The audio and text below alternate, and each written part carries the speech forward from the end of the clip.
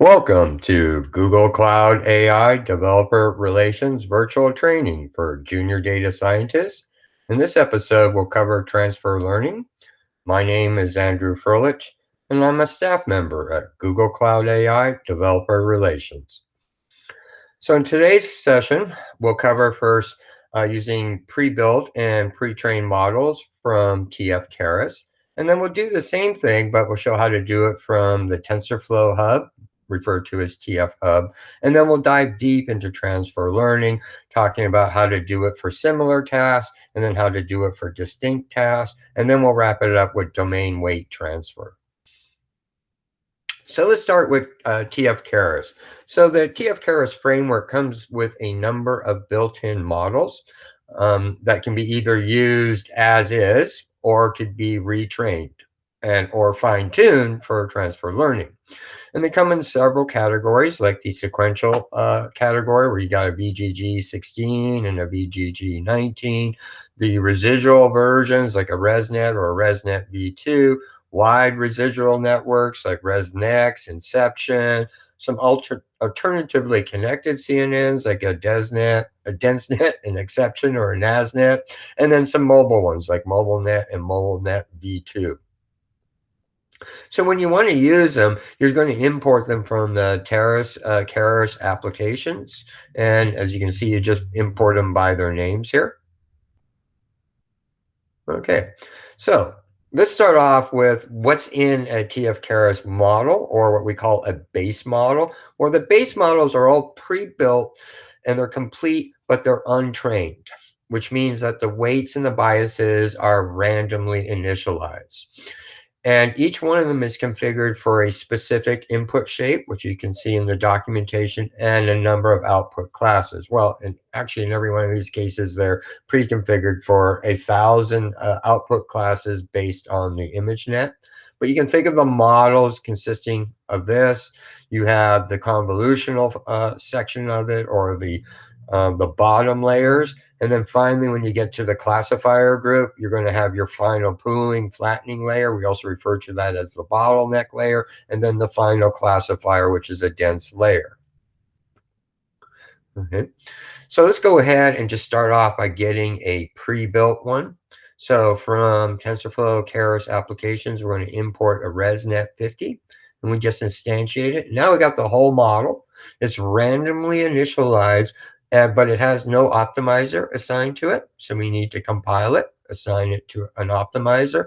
Since the default one is a classifier, a multi-category, a multi-class classifier, we'll set the loss to categorical cross entropy. We'll choose Atom as the optimizer, and this will be our metrics while we're training. And now we can go ahead and train this model on some data set. Okay, so the next thing we could do is we could take our pre-built model and load it with pre-trained weights. Okay, so all these models have been pre-trained from the ImageNet 2012 data set. And that's a data set of 1.2 million images across 1,000 classes. And if you just simply wanted to use the model as is, you could and take an image and see what it says for that picture, which one of those 1,000 classes that image is. So I'm going to kind of show you a real simple way of doing this. First, our test image is going to be a picture of an elephant here. Okay, and ImageNet was trained on elephants. Okay, so now when I instantiate ResNet, I'm going to give it this keyword parameter, weights, and set it to ImageNet. So now I'm going to get this model that's now fully trained on ImageNet. Okay, the next thing I'm going to do is I'm going to take my elephant image. I'm using OpenCV here just to read it into memory as a NumPy array. I know this pre-trained model, the input size is 224 and 3 channels. So I'm going to resize it to that shape. And here's the next important thing. So when you get one of these models, in addition to that, they also come with 2 methods, one called pre-process input, and another one called decode predictions. What pre-process input does is it takes your input and pre-processes it the way the model was trained for. And decode predictions, what it does is when you output a prediction, that's a big 1D vector. It's actually going to be 1,000 element 1D vector, each of them with a value between 0 and 1. How strongly do I believe it's this? And then the one with the highest value, of course, is the top level prediction. And what decode prediction does is it maps it back to the class name, like elephant, so you can print it. So here we'll take our image, we run it through our pre-processed input for the ResNet. We're going to, because we're going to use the predict method, it uses a batch. I can't give it a single image, but I can create a batch of one image. And that's what I'm doing here with reshape. I'm just adding another dimension here for the batch. And now I can pass that as a batch instead of a single image to predict. I'm going to get my predictions. That's going to be that 1D vector, 1,000 elements long. Okay. And then I'm going to call decode predictions with those predictions. And I'm going to just tell it to print out the names of the top 3. And in this case, what you should see, you might possibly see as African elephant as the top prediction. Okay, so the next thing you could do with one of these pre-built models is actually remove and replace the classifier. Now, as you know, the fully built one is hardwired for 1,000 classes. And let's say you want to use this model, but you have a new data set and it only has 20 classes. And let's say it's for fruits, okay? So what we can do here is we take our pre-built model, which is reconfigurable, and we're going to tell it to drop the classifier layer off, leaving only what we call the bottleneck layer. You can actually, I'll show you in a moment, you can even drop the bottleneck layer and only keep this part here. So let's go ahead and get a model without the classifier. Well, the way you do that is when you instantiate your model, the pre-built model, in this case a ResNet 50, you use the keyword argument include top and you set it to false. That will cause that last dense layer to be dropped. And when you do that, you can also change the input shape. So here I'm going to change the input shape to 100 by 100 by 3. So it's an RGB image, 100 by 100. And then I have several different pooling options. So that's your bottleneck layer. I'm going to set it to this one, AVG, which stands for Global Average Pooling. Okay.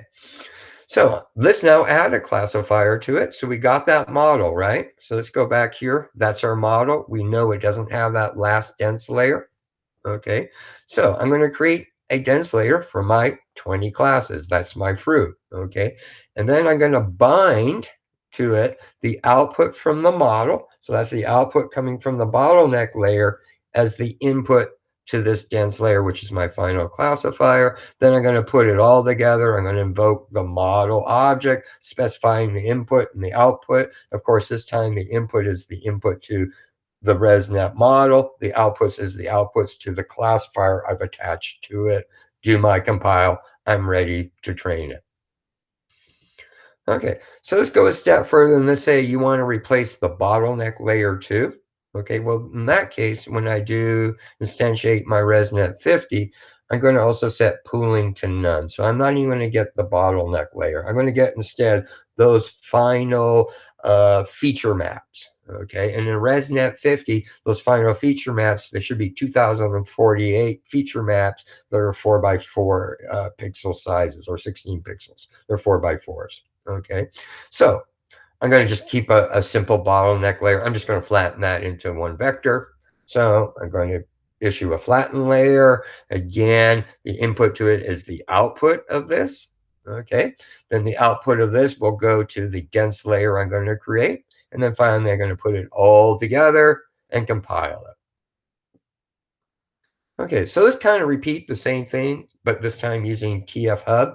Okay, TF.Hub is from the TensorFlow organization. Okay, they have their own repository of open source models. It's quite extensive. There's lots of choices. Okay, some of them are built by the TensorFlow organization, and some of them are built by the TensorFlow community. But to use it, it doesn't come by default with TensorFlow. It's a separate module. So we'll have to do a pip install, the TensorFlow _hub. And then when you want to use it, you're just going to import from TensorFlow Hub. We usually import it. Most people use this alias HUB. Okay, so what we're going to do now is we're going to show how to use some pre-built models just for image classification, to demonstrate how to use a TF.Hub one. And we'll do two different versions. So first one is, well, one, they actually refer to these as modules instead of models. So get used to that term. So we're going to do a module to do image classification with classes that has already been trained for. So that's the same as having a pre-trained model in TF.Keras. And then there's another one where they refer to it as extract image feature vectors. Well, that's actually the bottleneck values, and to use it for a custom image classifier. So that second one is really the same as in TF.Keras when we drop the classifier and we add a new classifier. Okay, so let's just go ahead and show you how to get a TF.Hub pre-trained one. First, their models come with a lot of options for output formats. So you could download one as a saved format. You could download one as TF Lite for mobile, TF.js for your browser, or Coral for an edge IoT device. So I'll show you how to go ahead and load one in a saved format model. So you're going to do the following. You're going to get, when you're at the website and you pick a module, and you're at TF.Hub, okay, and you pick a module and you pick one of these choices, save format, mobile, whatever, you're going to be shown this long URL. And that's the URL to get the model data. And for example, here, this is a ResNet 50 version 2 for classification. And this is the URL in the hub for that particular model. Okay, and then you're going to retrieve the model data from the repository using hub dot should be here, Keras layer, so that you give it the URL to the model. And you also have to specify for Keras layer the input shape. But this time we're getting the whole model, so we can't change the input shape. So we have to set input shape that's already defined for this model. But we know since it's a ResNet 50, that's going to be 224, 224, and 3 channels for your RGB. Now we just got them. Oh, and then we take this and we pass it as a layer to sequential, and it just makes the model for us. Okay, so we could just go ahead and use that model to just make predictions. Okay, by default, unless it says otherwise, it's trained on ImageNet, but they also have models trained on other data sets. So again, when you're at the hub, you look at what it's been trained on. So when we did this, we got one, see the word ImageNet here, we got a ResNet 50 pre-trained on ImageNet. Okay, so now I can do a prediction. And as you know, when you're going to do a prediction, you're going to get that 1D array, right? The 1,000 elements, each with a value. And we want to be able to map that to the actual class name. At Google, they have what we call this ImageNet labels file. You can download it to your device, and that will give you the mapping between the index values and the class names. So that's all this is doing. I'm just downloading that. But here's the real part here. So I'm going to use OpenCV. I'm going to take a picture of an apple. ImageNet was trained on apples. I'm going to read it in. I know the input size to the ResNet is 224, 224, so I'm going to resize it. Now, this doesn't come with any pre-processing input function, so I have to know ahead of time how it's pre-processed. Well, I know for the ResNet 50, they normalize the data, so I'm dividing it by 255 here. So I got my one element. Okay, now I'm going to call model.predict. And as you remember, I can't send it a single image. I have to give it a batch. So I'm just going to specify it within a list and then use the NumPy as array to turn that into a NumPy array that contains the one image. So I got a batch of one image. That's going to give my predictions. That's that 1,000 element long vector. I'm going to pass it to argmax. It's going to find the index that has the highest value. That's my top level prediction. So that's the index, my Y. And then I'm just going to map it to the ImageNet labels. In this case, it should say something like apple, or actually it's trained on a variety of apples, depending on your picture. It might say golden apple, it might say red apple, etc. Okay, so let's now say we want to add a new classifier. Okay, so in this case, that's the version they refer to as the feature vector version. Okay, and that just means that it doesn't have that last classifier on it, but still has the ends at the bottleneck layer. So you can see the difference in the name here. The URL looks pretty much the same, except this feature underscore vector is squeezed in. So that's my URL. Now when I do that, okay, I'm going to get this model, right, minus the new classifier. So that's this F layer is just all those layers from the input to the bottleneck layer. And because I didn't take the classifier, I can change the input size. And in this case, I'm going to act like I'm going to use this for CFAR 10. So I'm changing the input size to 32, 32, and 3 channels. Okay, now it's time to add a new classifier. So let's say I want to train this for something that had 10 classes on it. So I take all that model data, and I'm just going to add a dense layer. So then I just put it together as a sequential model. The model's all assembled for me. And again, now I'm just going to compile it. Okay. So now it kind of introduces you to where to go and how to use pre-built and pre-trained models.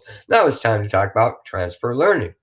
So transfer learning is when you use a pre-trained model that's been trained for one task and retrain the classifier or fine-tune it for a new task. And again, here we're talking about the task being image classification. Okay.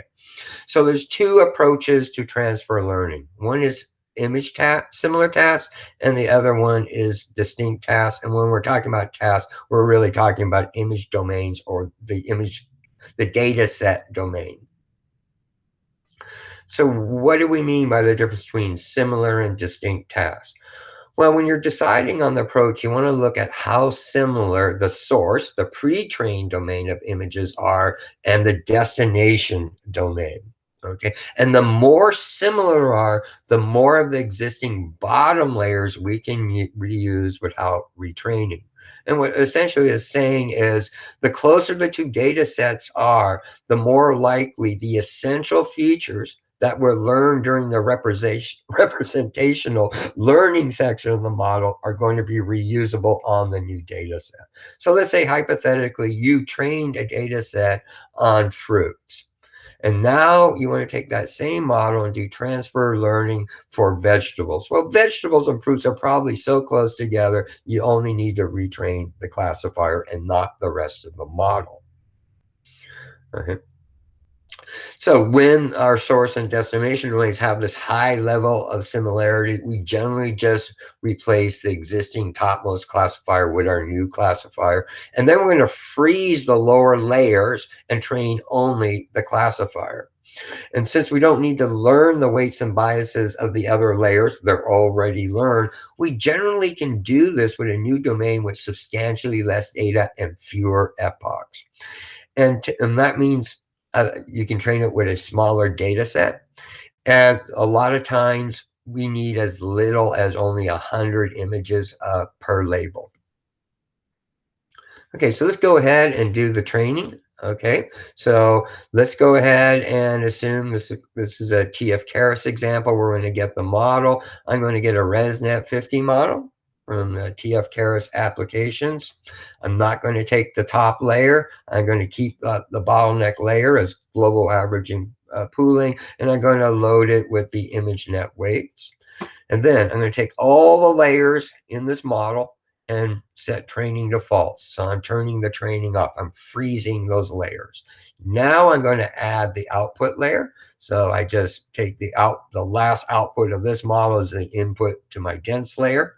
Okay. And then I'm going to put make the model, pull it all together, compile it, and now I can actually do some training. And so that's transfer learning. It's really straightforward when two domains are really similar to each other. So what about if they're really far apart? you train one model on airplanes, and now you want to reuse that model and train it on horses. Yeah, the feature extraction and the feature representations, while some of it is going to be the same, probably by the time you get, in the middle and later parts of that model, it's just not going to, and it's really not going to work for you. Well, the strategy starts the same as when there are similar tasks. We're going to start off by just training the last layer here, your top layer, keeping these all frozen. But once that's trained, we're going to start fine-tuning the other ones. So we're going to back up a little bit, unfreeze this, and then train it together. Then we're going to back up, unfreeze this section, and then untrain it together, so forth, until we get to the stem convolutional group. And generally our partitioning here is on the convolutional groups themselves. So if you remember from the macro architecture in the learner section, this is your learner section here. It's broken down into groups, which are broken down into blocks. So we're doing the unfreezing on a per convolutional group. So I'm going to just show you a little bit of code here for doing this. It's kind of a little bit, it's actually a few screens, so we'll go one at a time. So step one, these two here. I'm going to get a new classifier. I'm going to get a new model, okay, the ResNet 50, okay, without a classifier, okay, and then I'm going to turn off all the layers, and then I'm going to add the new classifier to it. This is my dense one. Pull the model together, compile it, and then here is we're going to do our training. In this case, I'm going to use a smaller number of epochs. Maybe I only need about 50 epochs. Okay. So we go to the next step is we want to do this fine tuning. And so this code here I wrote myself, and it's really just, I won't go into detail, but it's used just for me to find the boundaries of the convolutional groups. And I know that they're going to occur on these add operations, these matrix add operations. So I'm just going through looking for, every time I get to a matrix add operation, I know that's a division, and I know, and I'm going to make a list for every one of them. And every time I come to a convolution, I'm just going to store that in the list. I also want to remember the first one, which is my stem layer.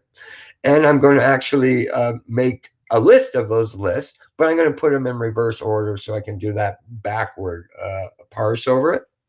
Then I'm going to take all those groups. I'm going to iterate through them. They're going in the reverse direction, remember, because they're going in this direction here. Okay. And for every group, I'm going to incrementally turn on all the layers, unfreeze them for training, and then do my sort of minor fine tuning, usually for a lot less epochs, in this case, like 5, where I did the main training, I did 50. Okay. Finally, I then turn on, unfreeze the stem. Okay. So trainable equals true for the stem, and I repeat the same thing, and I'm going to fine tune it for a small number of epochs. Okay, well, another way to, in all these previous examples, we initialized the frozen layers of the models, what weights learned from ImageNet 2012. And you may desire to have pre-trained weights from a specific domain other than ImageNet 2012. And these may even be your own ones, not ones that are pre-stored in a hub or a zoo. Okay. So the example I like to give here is, again, that, the fruit versus vegetables. So let's say you've created a ResNet 50. You got this empty model, okay, and you're going to train it for produce, or in this case, for fruit, okay. And so this untrained model without a top layer, you save it. Okay. And then you're going to go ahead and get ready to train it. So you're going to add, in this case, I had pooling as none. So I'm going to add my bottleneck layer. I'm going to add my classifier layer. And then I'm going to train it. I'm going to train it for all these fruits. And then I'm going to save the weights for this model architecture here. Later on, this is some later date, you decide you want to do vegetables. And you want to do transfer learning with this one here. So you're going to load that initial model that you had here that didn't have the bottleneck or the dense layer. You're going to load that model, and you're going to load the weights learn from here into that model. And then you're going to attach the bottleneck and the dense layer. They're uninitialized, but everything, all the bottom layers before them are all, their weights are all set for the fruits. That's your domain specific weight transfer. Put the model together, compile it, and now train it for the new data set, that vegetable data set. Okay, so one more thing we're going to cover here is called domain transfer weight initialization. Wow, that's a long word, okay? And this is another form of transfer learning where up to now, the purpose of transferring weights was to transfer the learning of the representational learning, that is the feature extraction and learning the essential features and saying that they could be reused. Well, we may not want to do that. Instead, we can do domain transfer weight initialization as a way to get stable weights on our model.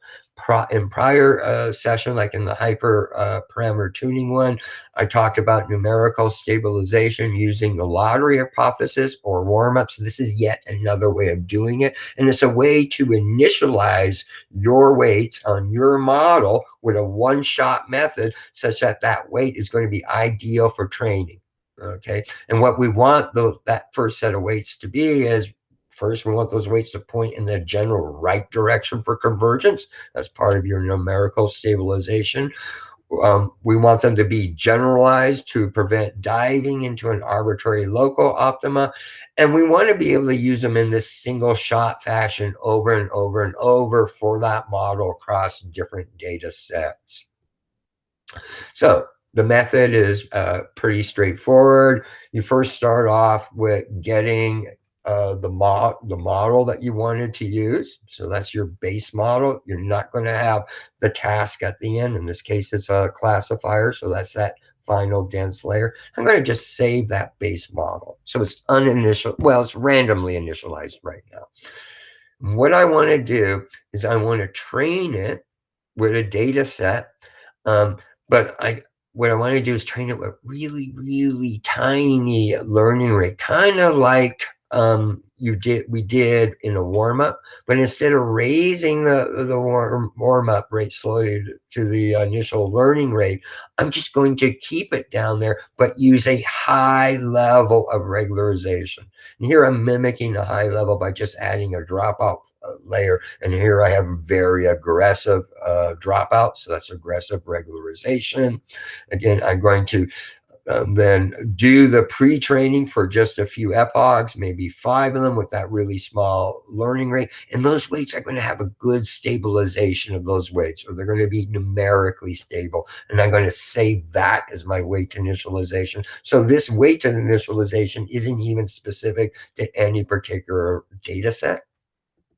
So now, then it's time to do a full training session. So if anything I train using that same model, I'm going to load the base model. I'm going to load those initialized weights. I'm going to add whatever classifier I want to, put the model together, compile it, and train it. So it's another way of doing numerical stabilization. Okay, so I'm going to say thank you for watching. And this was another session by Google Cloud AI Developer Relations AI Training.